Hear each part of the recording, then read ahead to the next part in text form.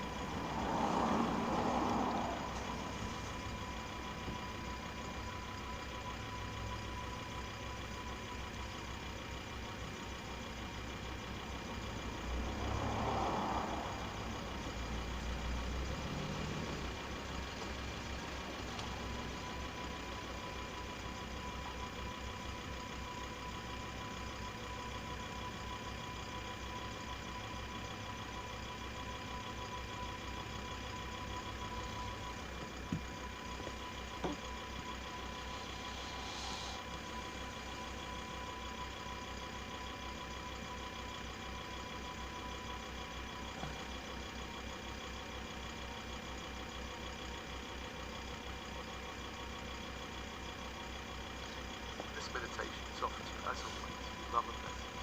Love and blessings.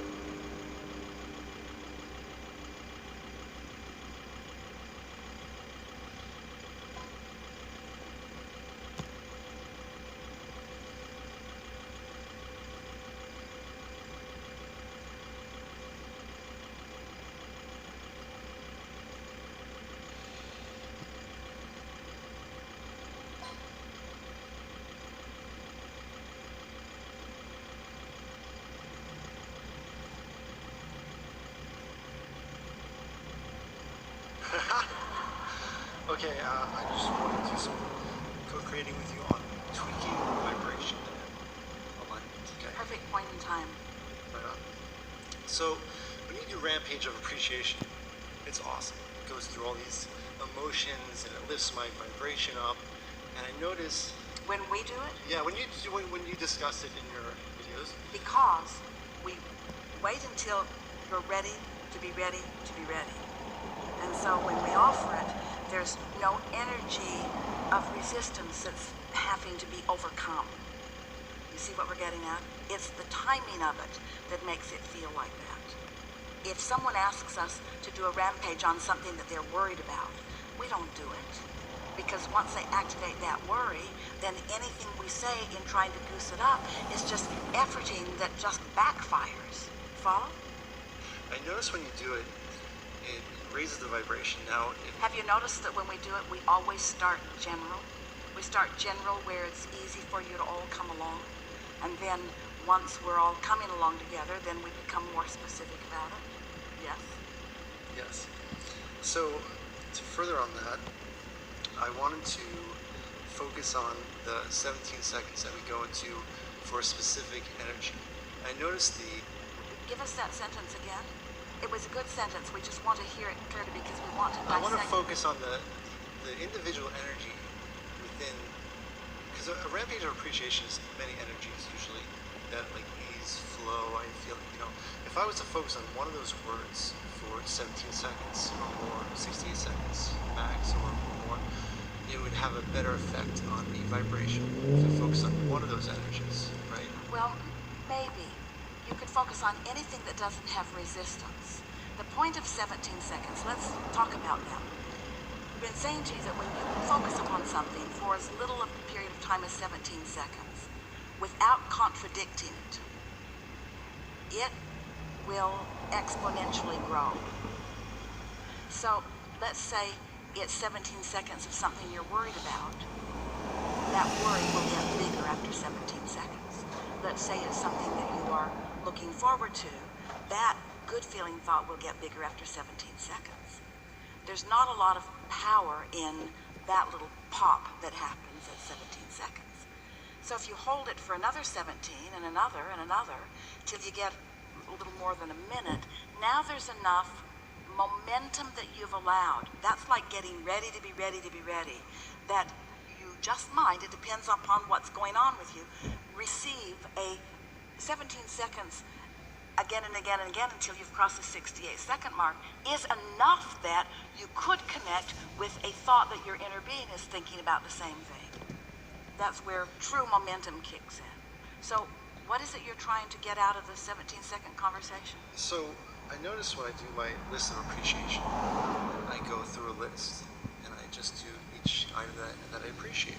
But I'm not specifically necessarily spending 17 seconds on each item. But the thing is, those things that you already easily appreciate, there's already a lot of momentum on them. So we can't even have the conversation about 17 seconds because there's way more momentum about something that you easily appreciate.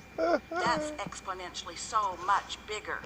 The only reason that we talk about 17 seconds at all is because we are wanting to clarify that you live in an attractive universe and that when you focus, you attract, and that the attraction comes in these little clusters or envelopes of energy, so to speak. There's something about understanding how it works that makes you more likely to pay attention to how you're feeling. That's really the only point of the 17-second discussion. A lot of people were carrying timers or stopwatches or different things around, and they were trying to focus upon something to allow the momentum to go. And the whole conversation was only about helping you to understand that if you get headed towards something unwanted, it will get bigger.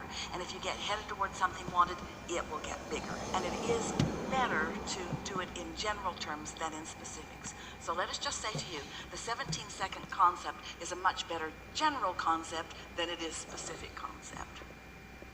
I can go into specifics and practice that individual vibration and then bring more of that. For example, give us an example of what you're talking about. If I said something I appreciate where I live. And I just focus on, not necessarily, if I focus on where I live, the weather, the people around my surroundings, that's focusing all in that energy of where I live, right? And if I keep going on. Let us pick up on what you're getting at. So let's say you walk out of your door, and let's say that you've already prepared yourself to walk out your door. You woke up, you didn't get into any negative discussions with anyone, you didn't try to fix anything that's broken. You got up, and early in your morning, while you're still in the non-resistant mode, you went out to take a walk. And let's say you stepped out into really good feeling air and you acknowledged it. And let's say that you had an emotional response to that good feeling air. So you didn't necessarily think, oh, this is good feeling air. You just had exposure to experience that felt good to you, with felt being the operative word here. So now you're having a feeling experience. You are translating this moment through your physical senses, and what you find is pleasurable. So now, this is what you're reaching for, and this is what we really want you to hear. Without you then saying, oh, I now have to parlay this good feeling into gooder, so I'm going to say, ooh, that's a pretty house, ooh, that's a pretty bird, ooh, that's a pretty... I'm going to deliberately focus on, you don't have to do anything, because you're already in that mode of attraction, and now this will match your feeling, and that will match your feeling, and that will match your feeling. In other words, the universe will deliver to you experiences that match the vibration of your being that you are translating through feeling. You don't have to make it a thinking process. So let's say that happens. It just feels gooder and gooder and gooder. And now you can feel yourself really enjoying this, and you decide, I'm so tuned in, tapped in, turned on. I'm going to use this as a productive moment to really increase the energy of this moment. We gave Esther a process. Interesting that you're talking like this. Just recently, she's been doing it for a couple of weeks, where she takes a notebook and at the top of a page she writes, the words on this page are for the purpose of enhancing the momentum on the subject of whatever it is. But she's doing it only from this state of being that you are describing, because when you feel like that and your intention is to keep the vibration going, to focus with the specific intention of not only keeping that vibration going or allowing it to stay going, but to focus it in the direction of things that matter to you, now you can make some vibrational headways on a lot of subjects. That's really a productive way to be a deliberate creator. But feel the difference between that and having a problem and sitting down with the problem in your belly and saying, these words on this page are being written to improve the vibration of, because you know what? Every word you write, no matter how positive it appears to be, will not improve the vibration. It will accentuate where you're sitting. This is leading edge. You followed it though, didn't you? Did you? Yes. Okay, so if I was doing my list of appreciation, and I turn over to my... Well, but we have a question for you.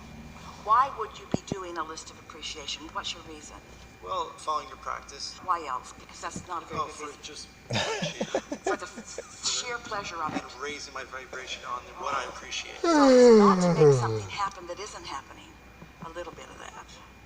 Well, of course, I have a huge wish list. Yeah. But it's not to make something happen that isn't happening, because that will backfire. It's for the sheer pleasure of keeping this going. Yeah.